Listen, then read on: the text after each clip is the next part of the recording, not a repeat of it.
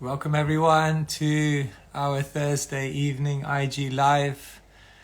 We'll just wait to see if anyone's joining this evening. Thank you so much for coming on.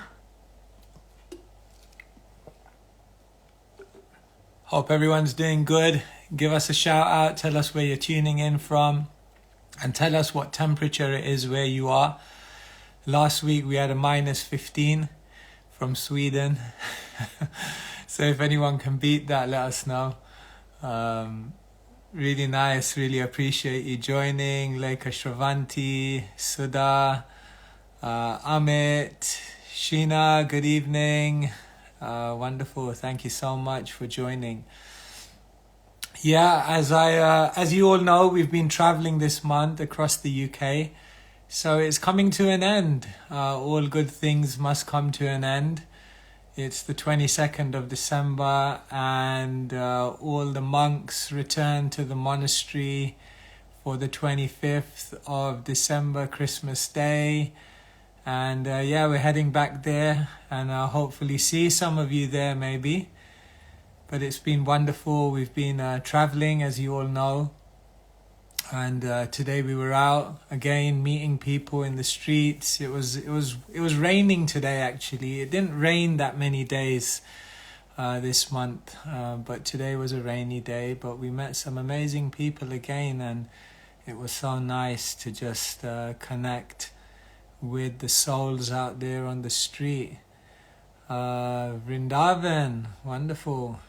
Someone's in Vrindavan and it's cold. Ekta, welcome. Sneho, welcome.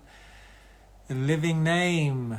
What a beautiful Instagram identity. The Living Name. Beautiful. So nice. So yes, this evening our topic is, I think, a very, very interesting topic. Finding the inner child. And I just have to do some technical announcements before we begin. If any of you have questions, which I hope and I'm sure you will have, then just add them onto the question tab, because then we can show your questions to everyone. I'm kind of learning the different features of Instagram, so put those questions in there. And today we're talking about finding the inner child.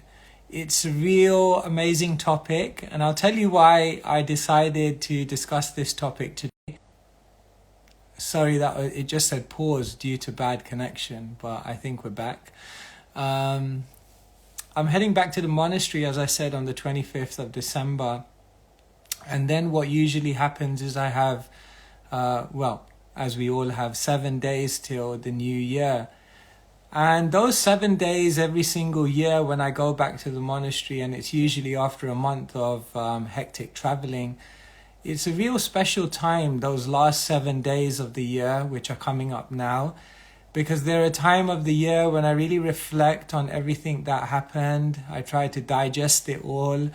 I try to orientate my life and realign myself according to where I feel I need to go to achieve what I'm meant to achieve in this chapter of existence. And in this phase, I don't just create goals for the new year, but I create a meditation for the new year. And this is one thing I want to share with everyone on the call, just as like the first takeaway today, that is coming up to the New Year's.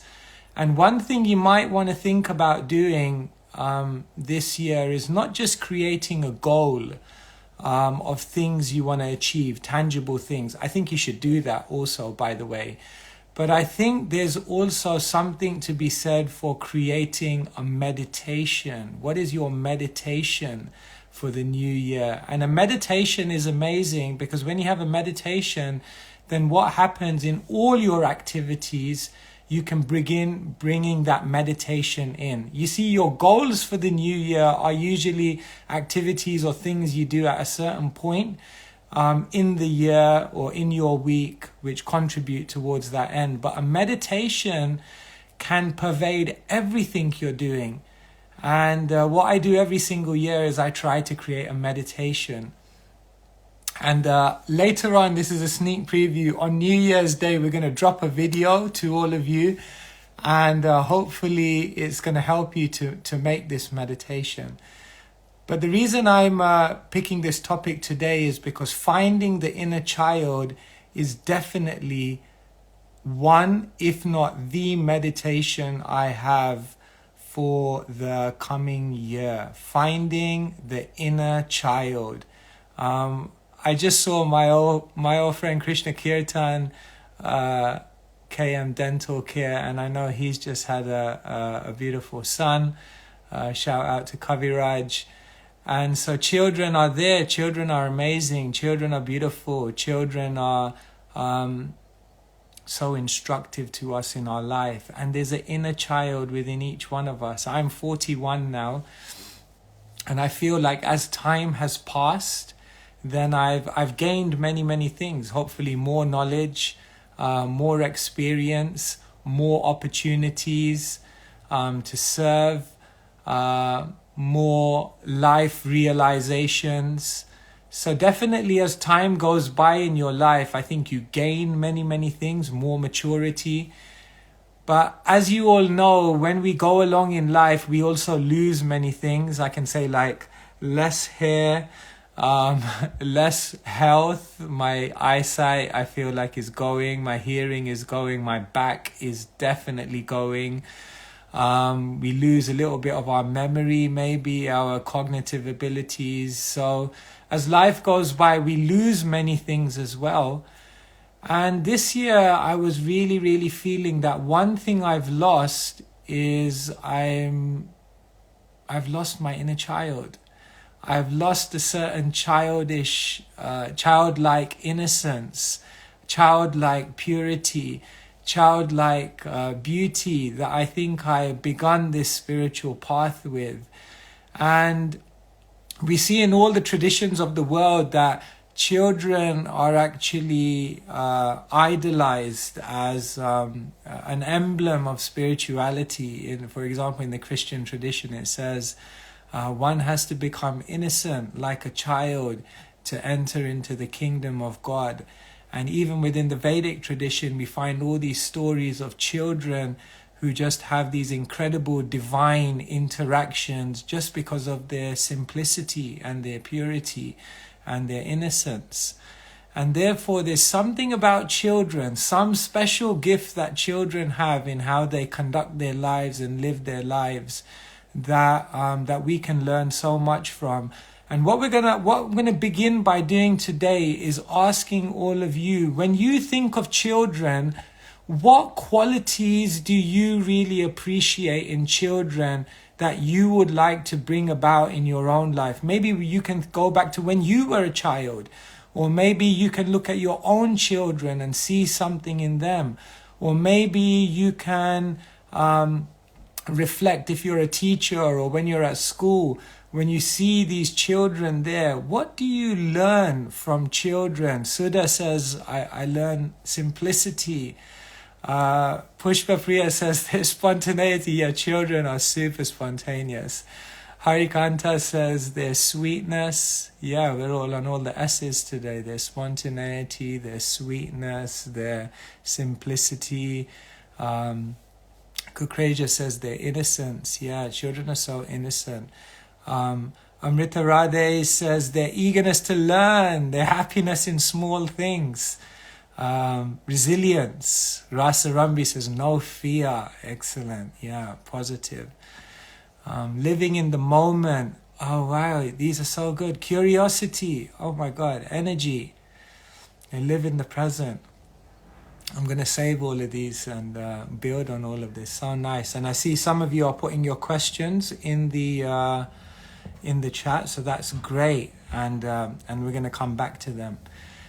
Hey, let me just get straight into it. And many of you have already pinned it down.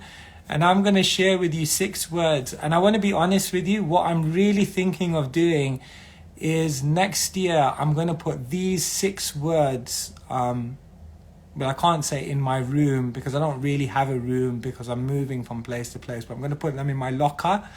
And I'm going to put them maybe as I open my suitcase, on my suitcase. I'm really thinking of putting these 6 words, because these 6 words for me signify aspects of a child that I think are so beautiful, and aspects that I genuinely believe I can awaken again within myself if I really try. And so here's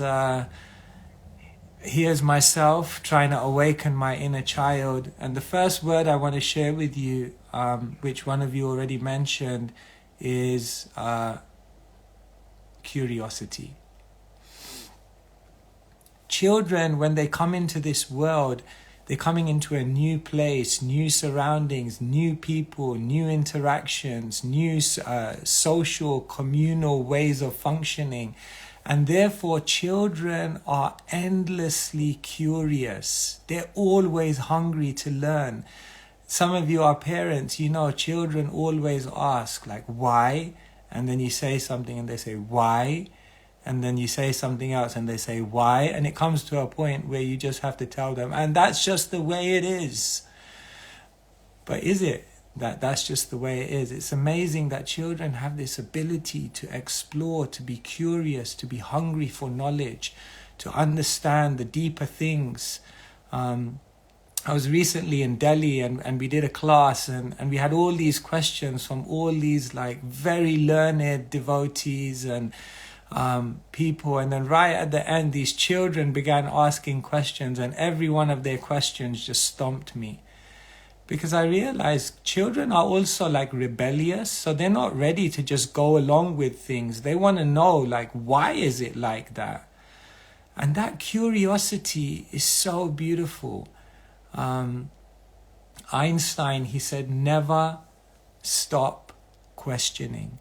Curiosity has its own reason for existing. And so this curious state of mind that children have to always learn more, I think is something beautiful, something so integral to the inner child. And I don't think there's any time in anyone's life when we should stop learning. It's such a tragedy that we stop learning in our lives. We just get tired, or we become cynical, or we think we get proud, and we just stop learning.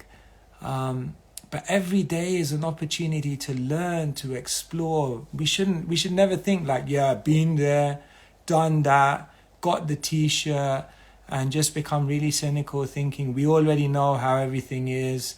No, to always be curious, to try and find out more, better ways of doing things.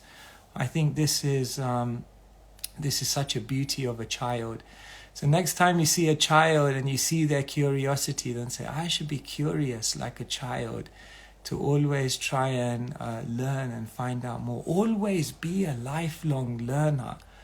I know some people who read one book a week, and they just do that just to keep learning for decades. Hungry for knowledge. First quality of the inner child, curiosity. Second quality of the inner child is creativity. Children are so creative, isn't it? They have an imagination that just runs wild. And there's something about that creativity, something about that imagination, something about not being contained within the boundaries of what the world told you can and can't do. There's something about that which helps us to reach our potential. Children are creative, they're imaginative.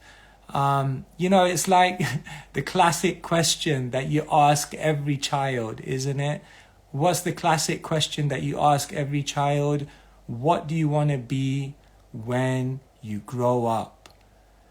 And it's amazing some of the answers you get. I don't know, maybe some of you can tell us, when they asked you when you were a kid, what do you want to be when you grow up? What was your answer? I'll tell you my answer. Probably some of you know it. And some of you probably said the same thing.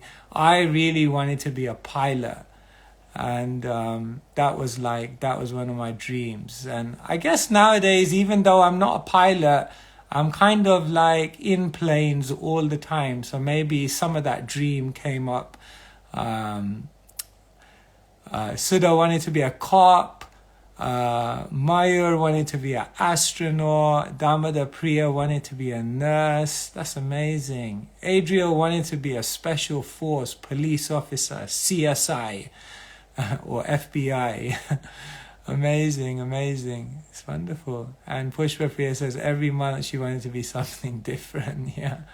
It's amazing. Children have such an imagination, an ability to look beyond the boundaries. And I think when we grow up, we put ourselves in a lot of invisible boundaries. And it's coming to the end of the year, and we should just reflect. What are the invisible boundaries which I've put around myself that stop me from being imaginative and being creative? We kind of think like, this is it. This is what my life is now. I've made it, and I can't do anything about it. But life is always creative. It's always, there's so much. You can design your destiny. And so I think that's a really, really beautiful thing. Children are creative. They're imaginative. You see, when we grow up, words like be realistic, be practical, you have to learn to be balanced, learn to compromise. These are the words: compromise, balance, practical, realistic. And these are good words, but not at the expense of creativity or imagination.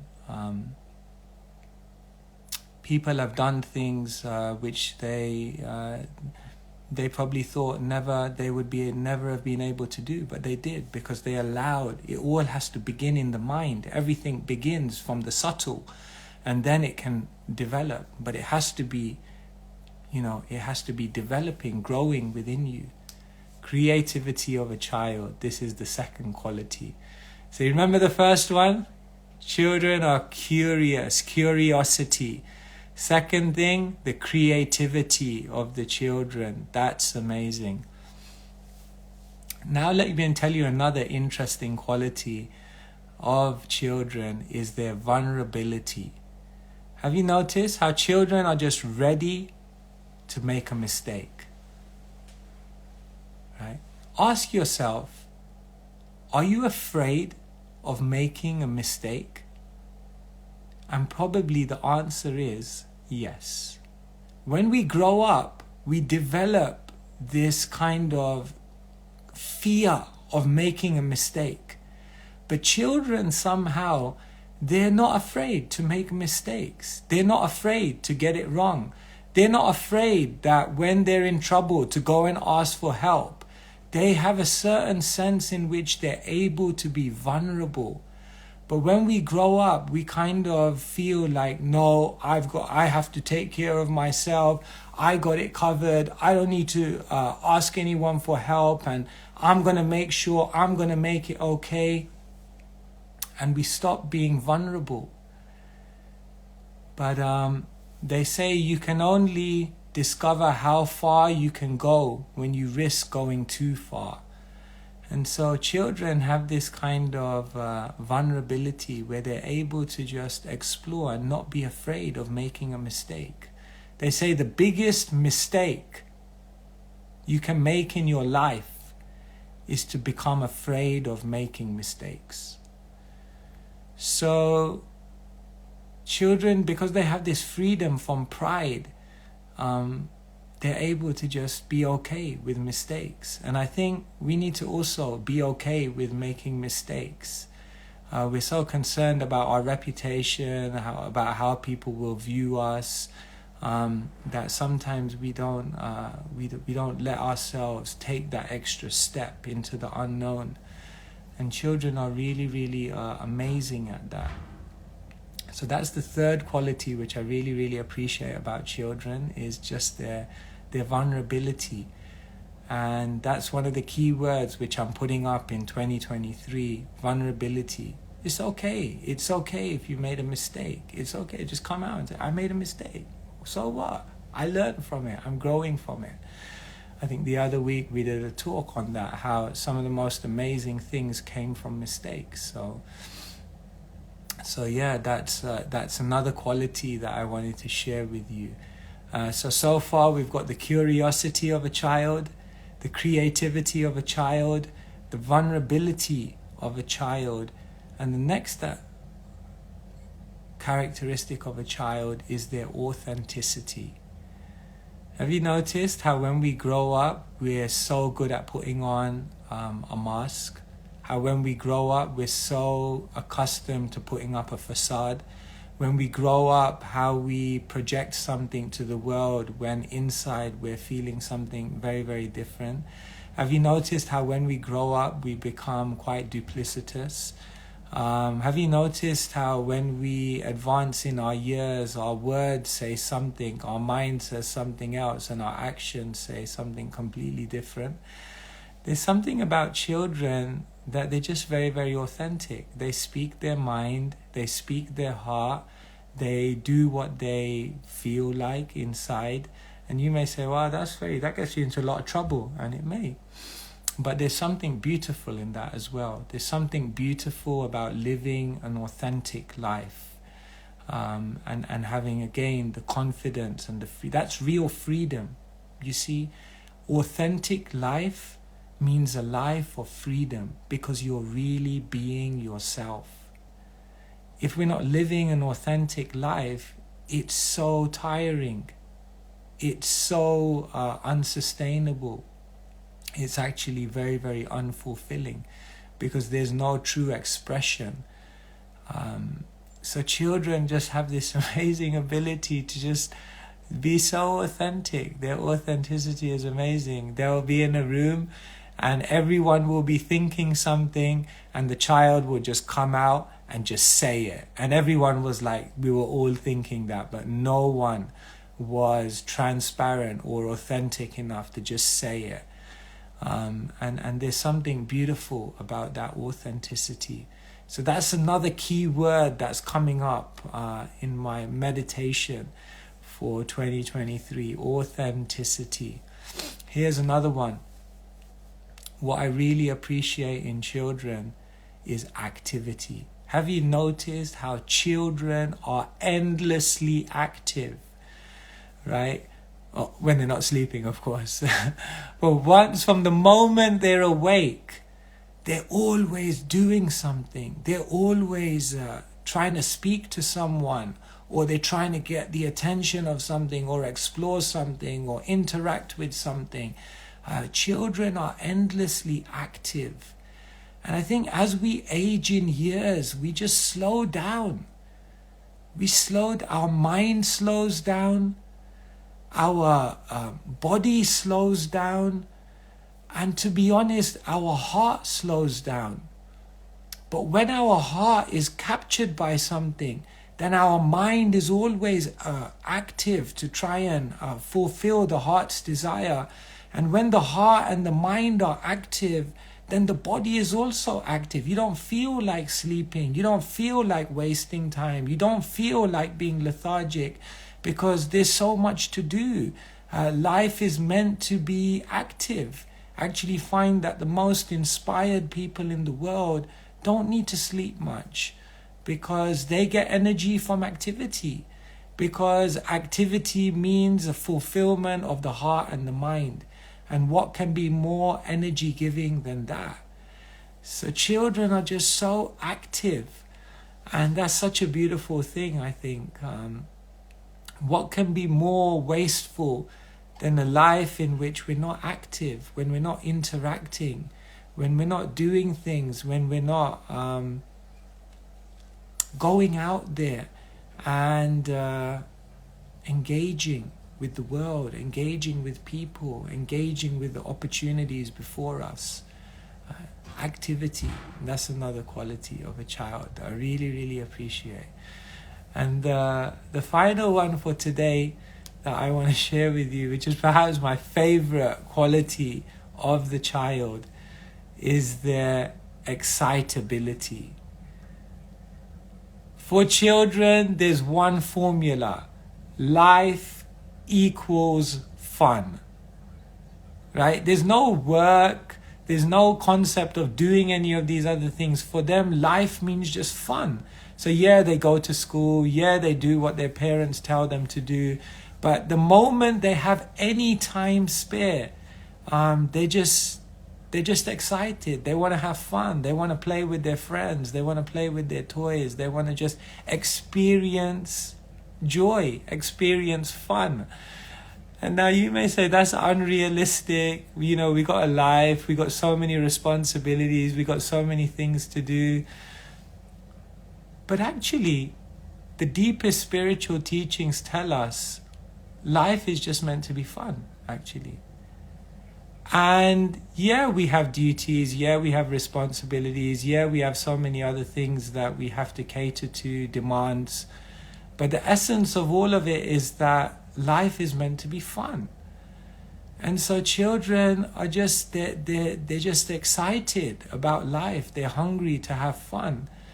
And it's interesting, when we grow up, what we're often doing is we're just planning for future fun. We're planning for future excitement. We're planning for something next week or next month or next year that's really going to fulfill us and you know, move us deeply inside.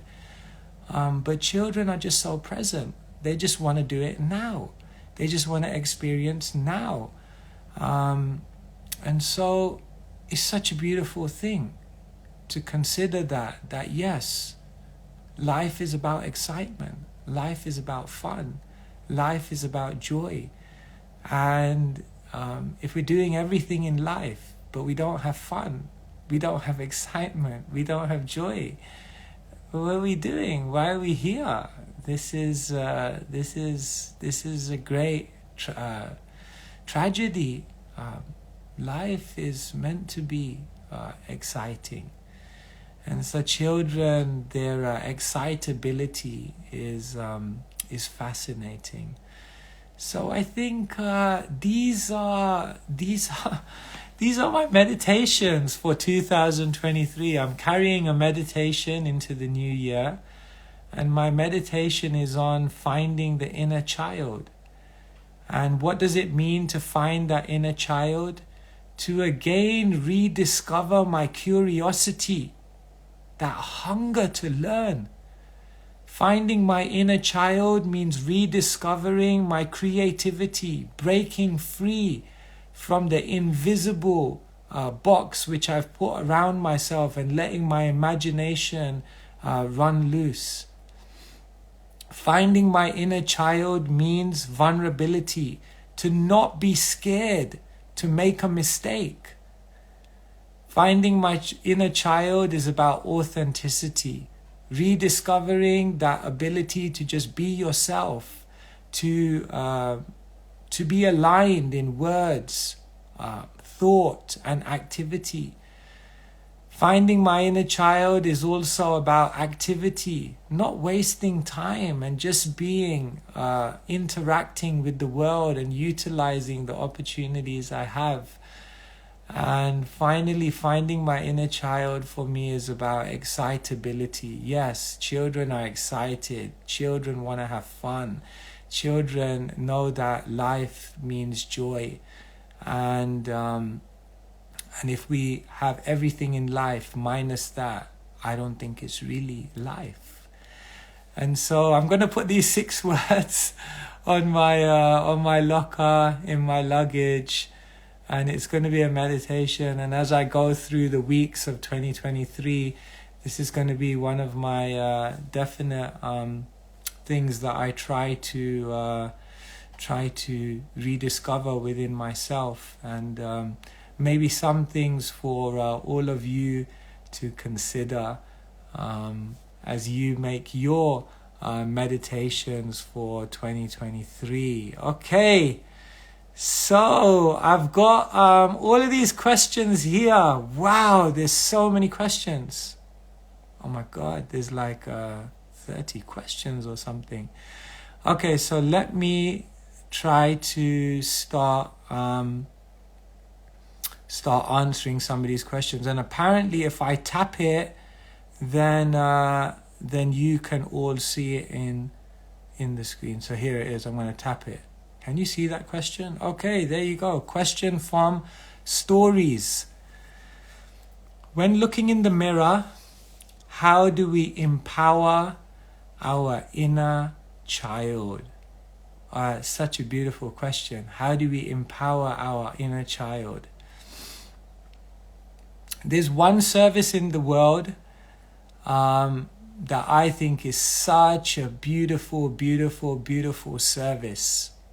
Perhaps it's the most sacred service in the world. And it's actually a service which, alas, in this life, I'll never do in the traditional way. And that service is the service of parents, the service of bringing children up. For all of you on the call who are parents, like, you guys are amazing. Mothers, fathers,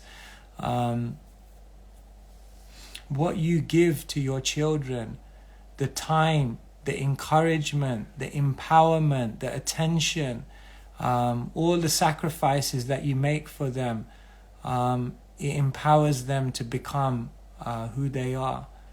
And therefore, I think when we're trying to awaken our inner child, then we need to find spiritual parents. Just like you have material parents who bring you up and give you an education and give you security and teach you how to navigate all the different practicalities of life, you need spiritual parents who can awaken your inner child. Spiritual elders who then come in and spark your creativity.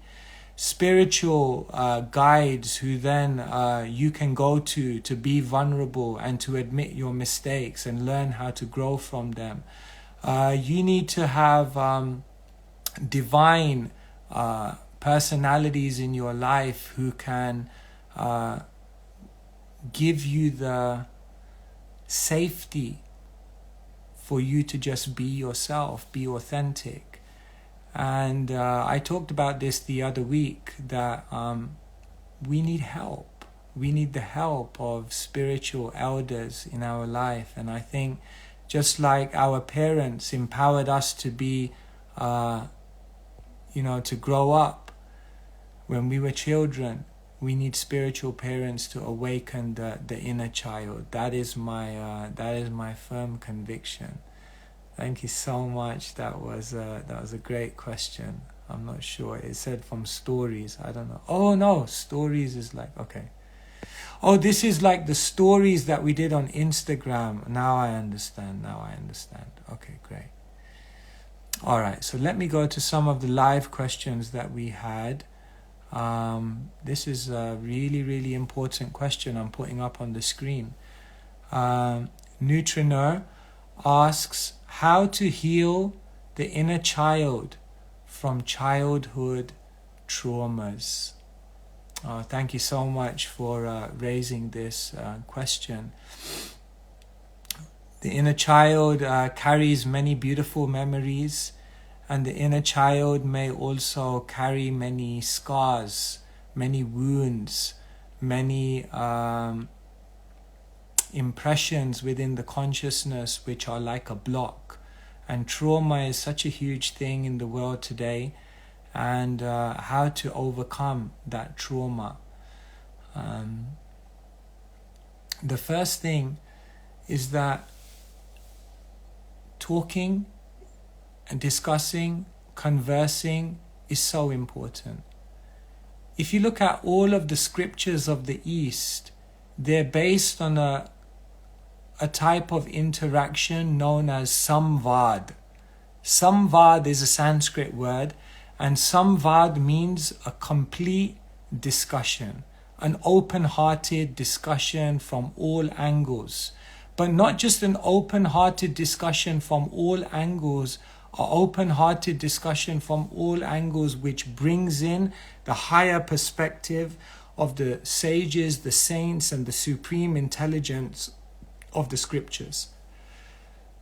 And I think when you begin to discuss your childhood traumas in a safe space with someone who you trust, from all angles of vision, and also bringing in a higher perspective of spiritual wisdom that gives you an elevated vantage point from which to see those traumas, then I think we can begin to process our trauma. You see, the problem with many of us is that our trauma is like undigested food in the stomach, and it's just turning and turning and turning, and it's there. And we can try so many things to deal with it, but the ultimate thing we need to deal with it is to digest it and just let it pass through our system. And therefore, I think that samvad, or that complete enlightened, spiritual, elevated discussion is such a powerful way to do that. And I think that is something that is lacking in the world today, because again, we've lost that vulnerability to be able to open ourselves up and try to deal with it. So try to do that. Try to see how you can digest and process some of these things which are naturally very, very difficult. Yes. Thank you for that question. That was such a profound question. Really, really important. I really appreciate that. Okay, we've got 10 more minutes. Let's do a few more questions. It's so nice to see all of you, and thank you for all your questions. Okay, here we go. Let's try this one. So this is Dipna T04. How do we strengthen and nurture our inner child, preventing an outpouring of unmet needs onto our children? Oh, thank you so much. Yes. It reminds me of a story, your question, that there was a mother and a father. So they were once having an argument, and the mother was saying, he should be an accountant. And the father said, no, he should be a lawyer. And the mother said, no, accountant. Father said, no, lawyer. He said, no, accountant, lawyer, accountant, lawyer. Anyway, the argument got so heated, they went to court. And the judge was listening to them. And they were, the mother was saying, accountant, lawyer, and the argument was going on like this. And the judge just looked at them and said, you guys are crazy. Why don't you just ask the child what he wants to be? And they both looked at the judge incredulously and said, but he's not even born yet. And it was very interesting, because in that moment we realized that oftentimes we make a vision for our children's lives before we've even understood who they are. What is their dharma? What is their purpose? What is their goal in life? And we project so much of what we wanted to achieve in our life, and we try to fulfill it through their life. I think one of the most important things we can do in terms of nurturing children is to help them find themselves, help them find their dharma. Because the ancient aphorism says, if you protect your dharma, then your dharma will protect you. And so if you really want to protect your child, don't protect your child by coming up with your own idea of what you think they should do in their life and then forcing them to do it. But if you really want to protect your child, then protect your child by helping them find their dharma. Because when they find their dharma and they protect their dharma, then their dharma will protect them. And so I think it's such an important thing. And the other thing I'd say, Dipna, the reason why we tend to impress so much of our desires on our children is because we've got the wrong definition of success. We think success is in being a certain type of person. We think success is in having a certain type of job. We think success is having a certain life cycle, a stereotype of being married at this point, having £50,000 in the bank account by this point, and having a 3-bedroom house by this point. And then, because we have the wrong definition of success, we define the lives of our children by that success, that definition, and then we take them on an unhelpful trajectory. So yes, thank you for raising that. It's just it's such an important thing. These are such great questions. I really appreciate your thoughtful questions. I'm just going to do a couple more. We've got 5 minutes. I'm sorry if I'm missing some of your questions. It's just there are so many good questions here, and I don't know like how to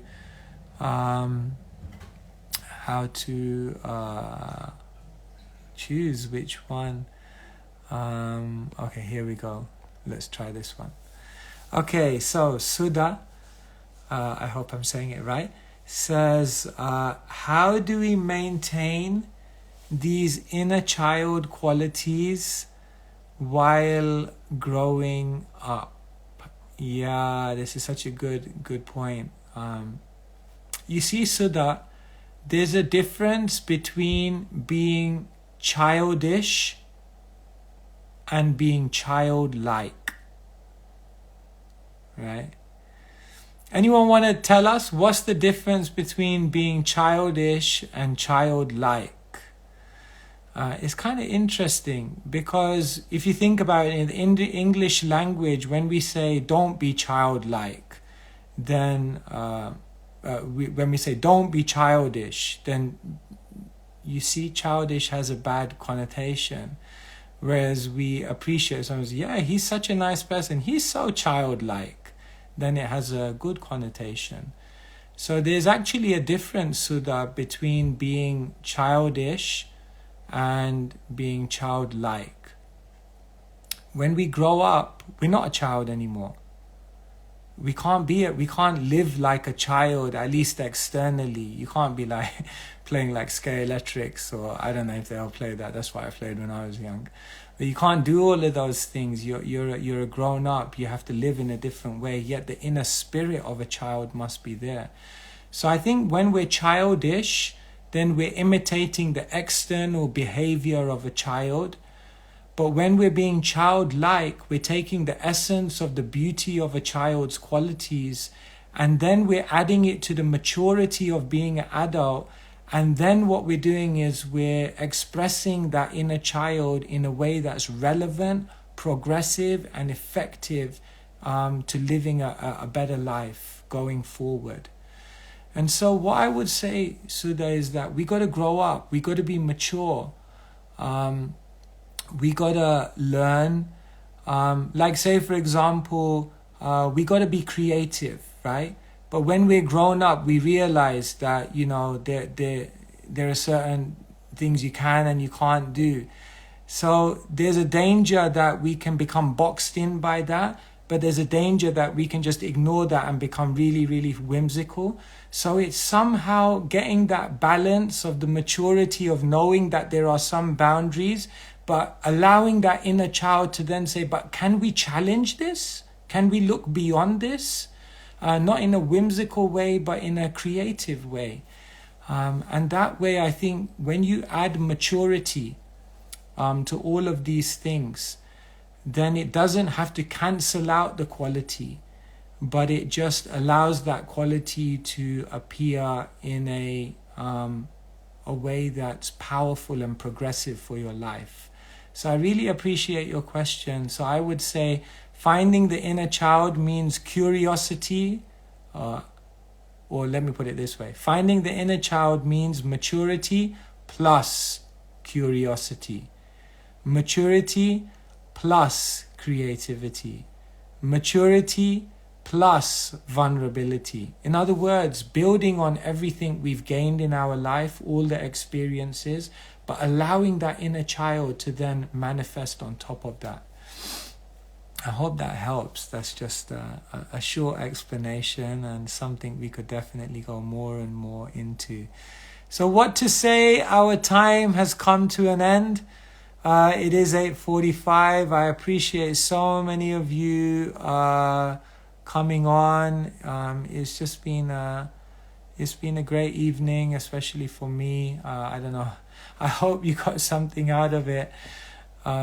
Remember, how I started the live today, I said for 2023, try not to just to have goals. Many of us don't even make goals, so make some goals for sure. But for 2023, try and have a meditation. Who do you want to be in 2023? How do you want to conduct yourself? What mindset do you want to bring into every activity that you do, and every journey and every endeavor that you go on in 2023? And for me, 2023 definitely is about finding the inner child. They say when you really grow up spiritually, then you become a child again. And so I'm trying to grow up spiritually, become a child again, find that inner child. And so next time you see me in 2023, then please remind me and please ask me, like, how are you doing? Have you found your inner child? Or are you just like an old grumpy Swami? We don't want to be old grumpy Swami. I'm going to try and be a sincere searcher, finding my inner child.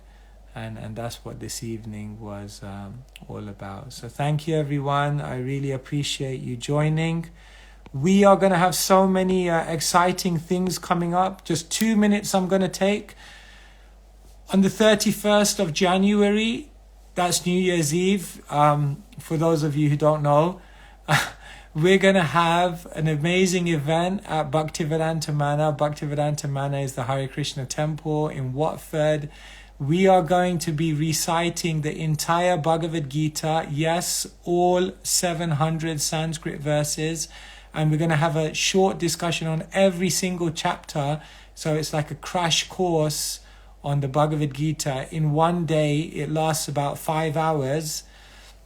So if you can come, the 31st of January at Bhaktivedanta Mana will begin at about 9 a.m. So please, please, please do come along. You are very welcome. And if you can't make it in person, you can tune in online. And the second thing I want to raise is really, really exciting. In 2023, in January, we're going to begin a brand new Bhagavad Gita course.